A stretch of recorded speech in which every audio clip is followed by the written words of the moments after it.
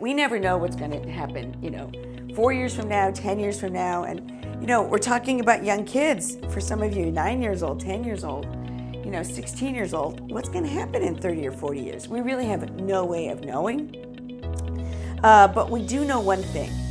We have got to set aside private funds in order for our adult child to have a high quality of life. I think the number one fear is really what will happen to my child after I'm gone. In order to receive benefits, you basically have to be at the poverty line. What is SSI? SSI is that monthly cash benefit. Right now it's maxing out at $889 a month. That's what many people, I'd say 80% of people with disabilities, that's what they rely on for their monthly income.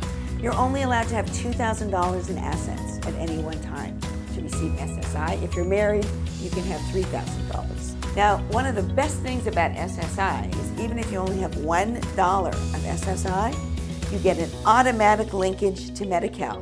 Boom, you don't have to fill out any other forms. You don't have to show any other qualifications. And it's the best kind of Medi-Cal. The best kind of Medi-Cal is the Medi-Cal where you don't have a share of cost.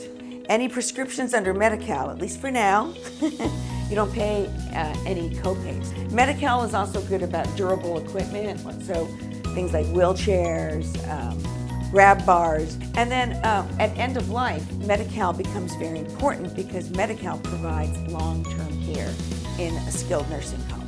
And there's no other health insurance that does that. In terms of income, it changes from year to year, but I believe the monthly income right now is about $1,100. So in other words, you can earn up to $1,100 and it won't impact your SSI. The downside of Medi-Cal is a lot of providers don't like the very low reimbursement rates, and it can be hard, especially if you need to see a specialist, a pediatric neurologist, for example. Many more providers will accept Medicare.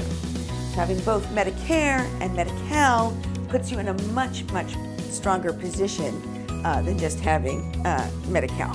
Social Security is not a means-tested benefit.